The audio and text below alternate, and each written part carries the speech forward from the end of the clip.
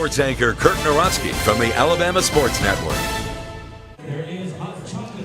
Well, it may be a little bit cold and rainy here at Riverwalk Stadium, but we are getting ready for some Iron Bowl baseball to be played tonight on the diamond between Alabama and Auburn. Now, if you go back to last year's matchup, Gus Malzahn made an appearance. He actually threw out the first pitch, and that could have been a sign of things to come because Auburn actually ended up winning the ball game by a final score of 6-3, making it 5 straight wins in the series. The Tigers, though, would struggle the rest of the way, losing to the Tide in the SEC tournament. And that brought out a coaching change. In comes Sonny Galloway. So will they be able, actually, I should say, to keep up that streak tonight? The Tigers, well, only time will tell. Now, gates opened a little bit before 5:30, and we just have received word that first pitch is now actually scheduled to begin around 7:30. That's a best-case scenario. It could be pushed back, so we'll keep you posted if anything changes, and hopefully they can get in the ball game.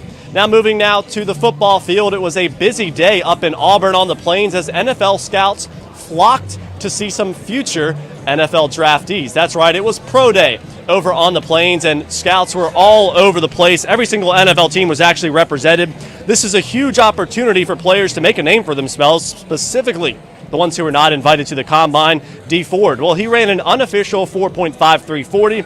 Jay Prosh bench pressed about 27 times. That's about maybe 26 more than I could do. Greg Robinson, he dropped 5 pounds. Chris Davis, his vertical was over 40 inches. All in all, the best way to summarize things, it was a busy day that one where the players would make an impression that will help their future. Today, I was taken out of my comfort zone, but that is great to me. Now I get to focus on perfecting my craft. I have more to perfect, you know what I mean? And these were things that I was foreign to. You know, I think I still did a great job. Some people try to hype everything up and try to put pressure on, but I'm really just taking it step by step. I don't really know what to expect, but as far as letting it stress me out, I'm just trying to enjoy the whole process and play football.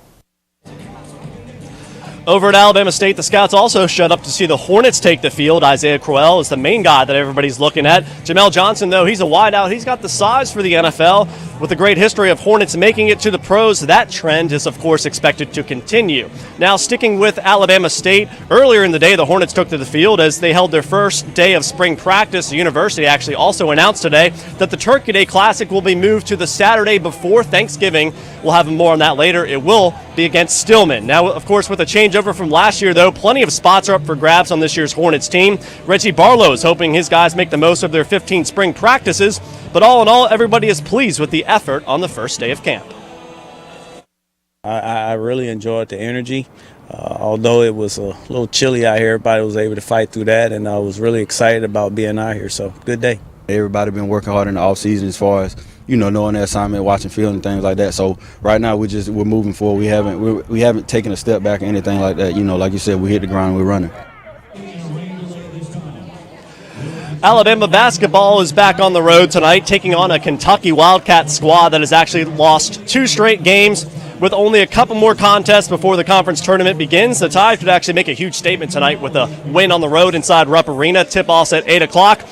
Alabama enters the contest a disappointing 6-10 in conference play. Kentucky, though, is an 11-5 team, coming off, as I said, those losses. Once again, we're live here at Riverwalk Stadium getting ready for the Capital City Classic. It is officially in a rain delay. They're hoping for a 7:30 first pitch, maybe a little bit afterwards. Who knows, but hopefully this rain will hold off and push away and we can get in some Iron Bowl baseball.